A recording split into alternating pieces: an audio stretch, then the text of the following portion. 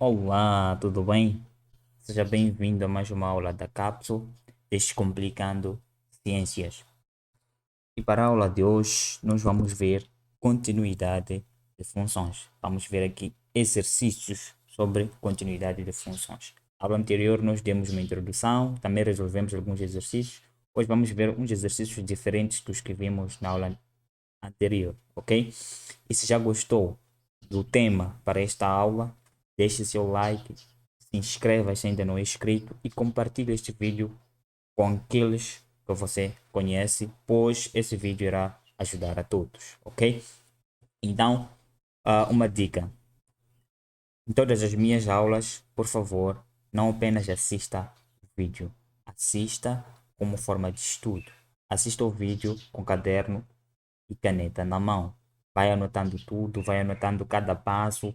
Anota também, se possível, a explicação que eu dou de cada passo na resolução do exercício. Vai anotando em frente, ao lado. Vai anotando, vai enchendo o teu caderno assim de explicações, que assim depois fica muito mais fácil para você fazer a revisão e perceber depois, ok? Então, vamos a isso. Continuidade de funções. Exercícios. Então, nós temos aqui o nosso primeiro exercício que diz: determine o valor de k para que a função seja contínua em x igual a 2. Ok? Então, nós temos essa nossa função f de x que está definida em dois ramos. O primeiro ramo quando x é diferente de 2 e o segundo quando x é igual a 2. O que nós temos de fazer primeiro é recordar as condições para que uma função seja contínua num ponto, ok? Então nós dissemos que para que uma função seja contínua num ponto específico, no caso aqui que é x igual a 2, o primeiro passo é necessário que exista, né? Deve existir f daquele ponto. No caso aqui estamos a dizer que deve existir f de 2. Então, temos que verificar se a nossa função está definida para x igual a 2. Então, verificando aqui, nós vimos aqui x diferente de 2, não, e temos então x igual a 2. Logo, chegamos à conclusão que sim, existe f de 2. Então, é válido continuarmos para o segundo passo, verificarmos a segunda condição. Qual é que é então a segunda condição? É que deve existir o limite, né? Deve existir o limite da função quando x tende para aquele nosso ponto específico, no caso 2, ok? Então, o limite de f quando x tende a 2 também deve existir. Será que existe? Não sabemos. Vamos calcular, vamos procurar verificar se existe esse limite e depois podemos chegar à conclusão se ele existe ou não, ok? Tudo bem, vamos analisar a nossa função. Nós temos uma função definida em dois ramos, x diferente de 2 e x igual a 2. Recorda que quando nós falamos de limite a tender para um valor, nós dissemos que para que exista limite quando x tende a 2, os limites laterais a 2 devem existir e devem ser iguais, certo? Ok, e concorda comigo que aqui nós não temos, aparentemente não temos aqui limites laterais, aparentemente. Limites laterais seria o quê? A gente ter x, se x maior que 2, né? Ou termos x menor que 2, ok? Então, esses seriam então os limites laterais. Limite lateral direito, limite lateral esquerdo, certo? Ok, tudo bem. Só que nós não temos aqui. Mas concorda comigo que x maior do que 2 também é o mesmo que dizer x diferente de 2? Ou seja, são todos números maiores que 2, exceto o próprio 2. Da mesma forma que x menor que 2, o 2 não está incluso. São números menores do que 2. Ou seja, analisando esses dois, nós chegamos à conclusão que x maior que 2 e x menor que 2 são todos os números, excetuando o próprio 2. Razão pela qual os limites laterais aqui nós encontramos logo com o próprio x diferente de 2. Então, é válido calcularmos o limite desta função, né? Aqui, usando este ramo quando x é diferente de 2. Então, calculando o limite desta função quando x tende a 2, estaremos então a calcular o quê? Ao mesmo tempo os limites laterais. Deu para perceber? Então vamos. E sem contar que temos aqui o que apareceu aqui agora. Limite de f de x quando x tende a 2 deve ser igual ao limite a f de 2. Essa é a condição final para que a função seja contínua. Recorda que o limite de uma função para ser contínua, uma função para ser contínua num ponto A, é necessário que o limite, quando x tende para A, seja igual a f de A. Ok? Então, aqui como nós queremos que a nossa função seja contínua x igual a 2, então o limite quando x tende a 2 deve ser igual a f de 2. Ok? Só que agora nós estamos em busca de saber se o limite quando x tende a 2 existe ou não existe. E se existir, queremos saber quanto que ele vale. Ok? Já vimos que f de 2 existe, né? E é igual ao que? A 3k mais 2. Ok? F de 2 aqui está. Agora vamos verificar o limite. Então vamos calcular o limite da função, né? Quando x tende a 2, que vamos usar este ramo aqui. Nós temos quando x é diferente de 2. Resolvendo então este limite, vamos chegar à conclusão, vamos substituir aqui pela tendência, chegamos à conclusão que vamos ter 0 sobre 0, uma indeterminação. 2 ao quadrado, que dá 4. 3 vezes 2, que dá 6, mais 2. Então ficamos com 4 menos 6 dá menos 2, mais 2 dá 0. 2 ao quadrado dá 4, menos 4, 0. Indeterminação. Já expliquei aqui o primeiro vídeo de canal exatamente sobre limites indeterminados e indeterminação do tipo 0 sobre 0. Se você não assistiu, corre lá para o primeiro vídeo, vai lá assistir, depois volta para aqui. Mas não é necessário, até aqui mesmo pode já ficar, mas lá naquele vídeo eu já explico com mais detalhes, dando mais exemplos, né, passo a passo, ok? Mas vamos lá. Para nos fatorizarmos, resolver este limite e levantar a indeterminação, precisamos então fatorizar o numerador e fatorizar o denominador para poder simplificar e eliminar a indeterminação, ok? A questão que fica é como é que nós podemos fatorizar essa expressão? Como é que nós podemos fatorizar essa expressão do denominador? Primeira coisa, temos que identificar que expressões nós temos. Nós temos no numerador uma expressão quadrática completa, tem valor de A, de B e de C. E no denominador temos também uma expressão quadrática, só que ela é incompleta, sem o valor de B. Ok, vamos passo a passo. Vamos fatorizar primeiro o numerador. No numerador nós temos uma expressão quadrática completa, com valor de A, B e C. Para nós fatorizarmos isto, vamos recorrer à regra de Ruffini, que ela é mais rápida para fatorizar. Ok? Então, como é que funciona a regra de Ruffini? Nós escrevemos a nossa função ou a nossa expressão que nós queremos fatorizar e colocamos duas retas perpendiculares, né? Uma reta vertical e uma reta horizontal. Elas devem se cruzar deste jeito aqui. Depois, como é limite, nós não precisamos pensar muito. Apenas vamos pegar o valor da tendência, né? Porque já sabemos que anula, né? Substituindo 2 aqui vai dar 0. Então pegamos exatamente este 2 e vamos colocar aqui no cruzamento dessas duas retas, ok? O segundo passo é baixarmos, ok? O coeficiente do termo de maior grau. Atenção que deve estar em ordem decrescente de graus, né? Quadrado, 1 e 0, ok? Então vamos baixar o coeficiente daqui do x quadrado, que é 1. Daqui nós multiplicamos esses números. Cada número que está aqui, que vem para aqui, tem de multiplicar com este 2. Então ficamos com 2 vezes 1, né? Que dá-nos 2. O resultado colocamos embaixo do próximo termo, que é o menos 3x. Colocamos aqui, ok? Então 2. Daqui nós somamos 2 com menos 3, que dá-nos o menos 1. Novamente, menos 1, multiplicamos com 2, que vai nos dar o quê? Menos 2, colocamos embaixo do 2. Então, somamos 2 menos 2, dá-nos 0. E sempre, no fim, tem de dar 0 e nós bloqueamos, ok? Pronto, chegado aqui, nós já temos a nossa expressão fatorizada. Bom, este 2 aqui é o nosso zero desta função, é zero desta função, ou desta equação, ok? É a nossa primeira raiz, razão pela qual ficamos com x menos esse 2 como primeiro termo do fator. O segundo fator será o quê? Vamos escrever uma nova expressão baseada nesta, só que usando esses coeficientes que estão aqui embaixo e baixando o grau de cada termo lá em cima. Ou seja, o que estamos a dizer é isso. X menos 2 é x menos este 2 aqui, ok? Vezes x menos 1. Esse x menos 1 obtemos como? é 1x, né?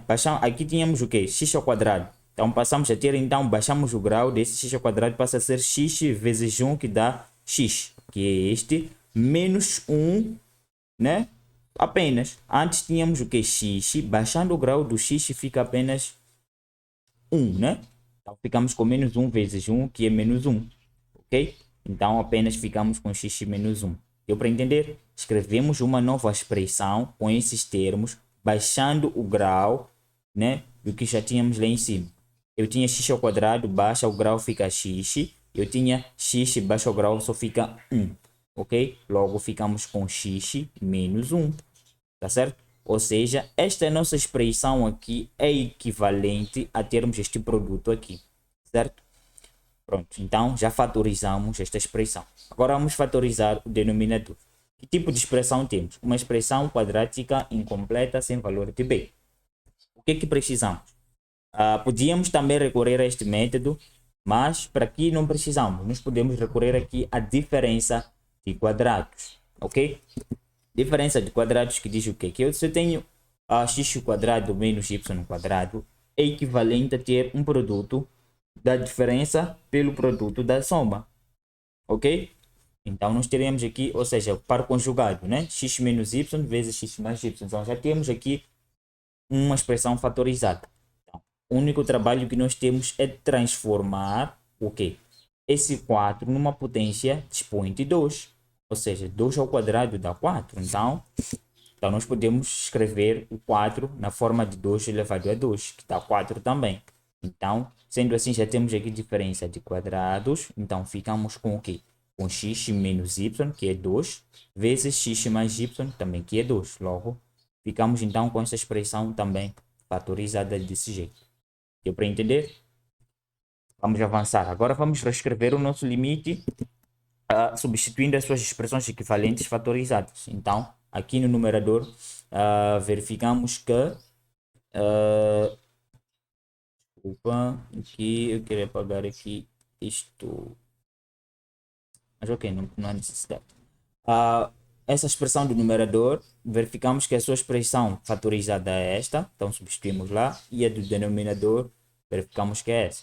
Daqui já temos esses dois termos idênticos, então nós simplificamos, ficamos com apenas x menos 1 no numerador e x mais 2 no denominador, dando-nos este limite. Substituindo pela tendência agora, ficamos com 2 menos 1, que dá 1, 2 mais 2, que dá 4.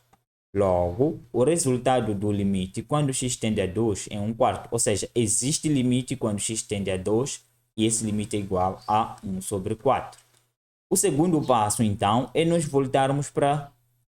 Ok, ou seja, já verificamos as nossas duas condições. Existe f de 2, existe limite quando x tende a 2. Então, para que a função seja contínua, é necessário que o limite quando x tende a 2 seja igual a f de 2. Então, o que nós vamos fazer é exatamente isso. Então, para que a função seja contínua, essa igualdade deve ser verdadeira. F de 2 tem de ser igual ao quê? A limite quando x tende a 2 da função f de x. Então, como f de 2 é igual, aqui é igual a f de 2, nós voltamos para aqui. Quando x é igual a 2, nós temos aqui o nosso f de 2. F de 2 é igual a essa expressão aqui. 3k mais 2. Perceba que é uma constante, não tem x aqui. Então, teremos o quê? 3k mais 2 é igual a limite de f de x, que é 1 quarto. Então, 3k mais 2 tem que ser igual a 1 sobre 4. Resolvendo, então, vamos fazer MMC aqui. Multiplicamos aqui por 4, aqui por 4, né? E aqui por 1. Ficamos com 4 vezes 3 dá-nos 12k. 4 vezes 2 dá 8. 1 vezes 1 dá 1. Então, não eliminamos assim o denominador, ok? Como nós queremos o valor de k, vamos isolar o k. Então, todo número que não tem k, nós passamos para o segundo membro. O 8 aqui, o mais 8 não tem k, então nós vamos passar ele para cá. Como ele é positivo aqui, passando ele para lá fica negativo. Então, ficamos com 12k igual a 1 menos 8, ok? Que dá menos 7, ficando então com k igual a menos 7 sobre 12. Então, se o k for menos 7 sobre 12, esta função será contínua em x igual a 2, ok? Deu para perceber? Vamos para o próximo exercício. Determine o valor de k para que a função seja contínua em todo o seu domínio, né? Todo o domínio de f, no caso tinha que ser de G, né? Em todo o domínio de G, que é a função G aqui, ok? Qual é o domínio de G então? Verifica que essa função está definida em dois ramos. O primeiro é x maior ou igual a 1, o segundo é x menor que 1. Ou seja, o domínio dessa função é tal que x pertence a intervalo aberto de 1 né? Isso é x menor que 1, né? De menos infinito até 1, união com de 1 a mais infinito, né? Que no caso é R, né? Então, é R, ok? Mas essa função está definida para x igual a 1 e x menor do que 1, tá certo? Deu para entender? O domínio da função é este, né? É x maior que menos 1, x menor que 1. Esse aqui é o domínio da nossa função. Ou seja, 1 de menos infinito até 1, 1 a mais infinito, que é R no caso. Ok, tudo bem. Basicamente queremos então estudar a continuidade em x igual a 1, ok? Que é aqui a nossa raiz. Vamos verificar as nossas condições. Será que existe f de 1? Tem que existir f de 1 primeiro, né? Então vamos verificar se existe f de 1. F de 1, x menor que 1, não. X maior ou igual a 1.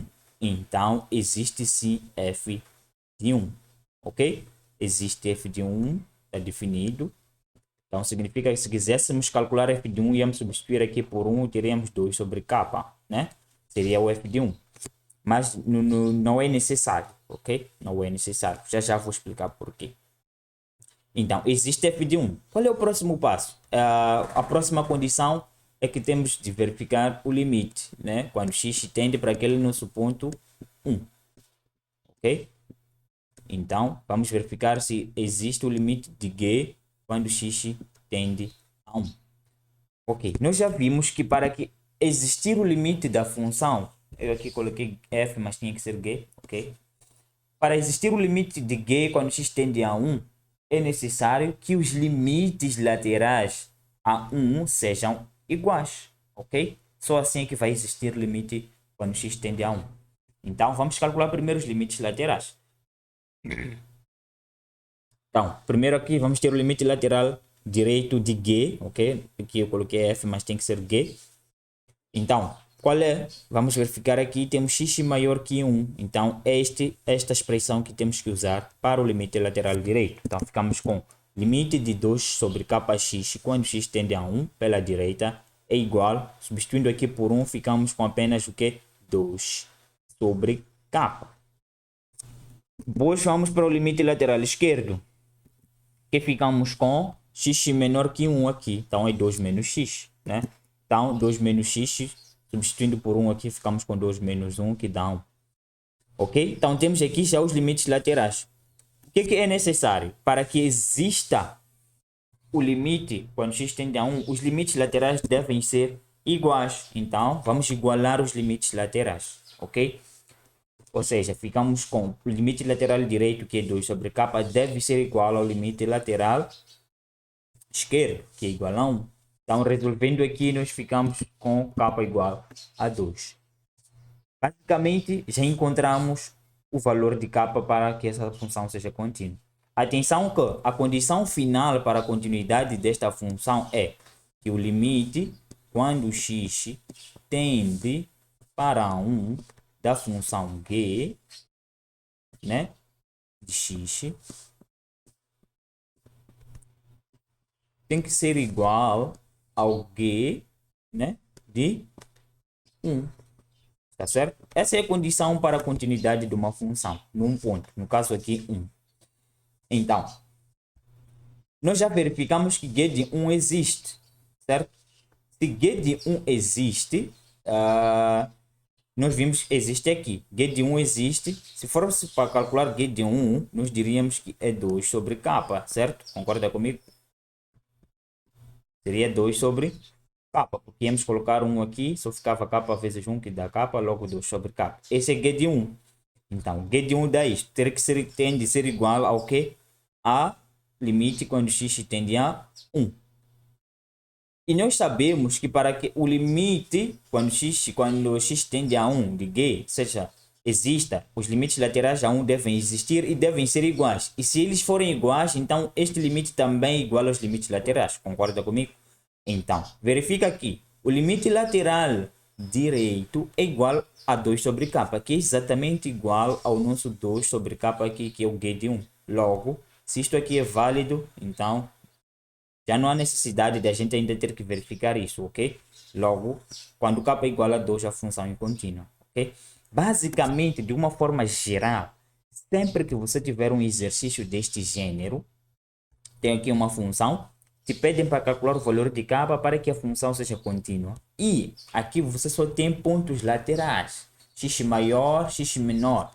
Basta apenas você calcular os limites laterais e igualar os limites laterais. O resultado que vai sair, então, significa que é aquele valor para a função ser contínua. Mas atenção, deve também ter esse ramo em que x é maior ou igual, porque tem que existir f daquele ponto, né?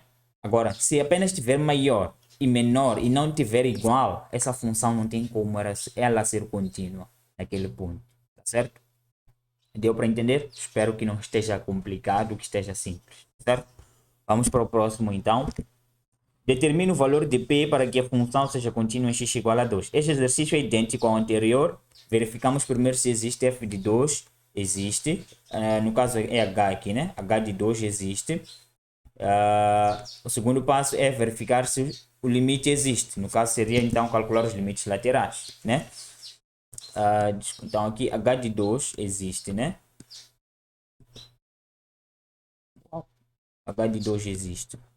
Então vamos agora calcular o limite, verificar os limites laterais. Então vamos calcular o limite lateral esquerdo, que temos definido aqui, que é p de x menos 1. Então substituindo ali ficamos com 2 aqui, ficamos com 2p menos 1, como o limite lateral esquerdo. Vamos para o limite lateral direito de h, que é este aqui, quando x é maior que 2. Então ficamos com, vamos substituir aqui, 2 aqui ficamos com 2 ao quadrado, que dá 4. Então ficamos com 4p ao quadrado menos 1, como o limite lateral direito. Para que exista limite desta função, é necessário que os limites laterais sejam iguais. Okay? E se os limites laterais forem iguais, nós teremos o quê? 4p quadrado menos 1 tem que ser igual a 4 menos p. Okay? Então ficamos com esta equação aqui quadrática. Resolvendo-nos, vamos eliminar aqui este menos 1. Menos 1 está em dois membros diferentes com o mesmo sinal, então são simétricos. Ok? Simplificamos e ficamos com apenas 4p ao quadrado menos 2p igual a 0. É uma equação quadrática incompleta, só com valor de a e b. Então é válido aqui a lei do anulamento do produto. Ok? Ou seja, vamos fazer o quê? Vamos evidenciar o P, ok? Então ficamos com P, 4P menos 2 igual a 0. Daqui, a lei do anulamento do produto diz o quê? Se P vezes 4P menos 2 é igual a 0, então, se o P for igual a 0, ou o 4P menos 2 for igual a 0, então é válido esta lei, ok? O P tem que ser igual a 0, ou o 4p menos 2 tem que ser igual a 0. Por quê? Se o p for 0, 0 vezes 4, qualquer coisa vai dar 0. Se este número aqui for 0, 0 vezes p vai ser 0, ok? Então, logo ficamos com o quê? Com p igual a 0 ou 4p menos 2 igual a 0. O primeiro valor de p é 0, ok? Se p for igual a 0, a função já é contínua. O segundo valor seria, então, o que? P igual a 2. Se o p for 0 ou o p for 2, esta função será contínua, ok? Em x igual a 2. Deu para perceber? Vamos para o último exercício. Determine o valor de a e b para que a função seja contínua x igual a 1. Essa aqui já é diferente, porque aqui já pede dois valores. Okay? Os outros só pediam um único valor, aqui já são dois. Vamos lá ver como é que faremos. Então, temos aqui a nossa função i de x, né? Definida aqui também em três ramos, né? O esquerdo, o direito e uma constante, né? Ok, em x igual a 1, tudo bem. Primeira coisa é verificar se existe f de 1. E existe. F de 1 existe e é igual a 2, ok? Então, existe f de 1 igual a 2. Segunda coisa, verificarmos se os limites laterais existem. Se existe o limite quando x tende a 1. Então, para que o limite exista e em última análise a função só será contínua se existir o limite quando x tende a 1 e esse limite for igual a f de 1, ok? E para que exista o limite de f de i de x quando x tende a 1 é necessário que os limites laterais, o esquerdo e o direito, sejam iguais e se eles forem iguais, então vai existir o limite de i de x quando x tende a 1 e será igual exatamente aos limites laterais, ok? Tudo bem. Vamos lá então encontrar esses limites laterais para verificar se existe o limite da função. Limite lateral esquerdo, vamos por aqui, é x menor que 1. Então vamos usar aqui o ax menos b. Então substituindo p por 1, ficamos com 1 vezes a que dá a menos b. Então o limite lateral esquerdo é a menos b. O limite lateral direito será quando x é maior que 1, né? Então, que é 3a mais bx ao quadrado, substituindo ali então por 1, ficamos 1 aqui ao quadrado dá 1 vezes b dá b. Então, logo fica 3a mais b como o limite lateral direito de 1. Certo? Tudo bem. Já temos limites laterais. Atenção. Para que o limite, quando x tende, atenção, veja aqui, o limite de i de x, quando x tende a 1, só existe se esses dois existirem forem iguais e este limite também será igual ao mesmo valor.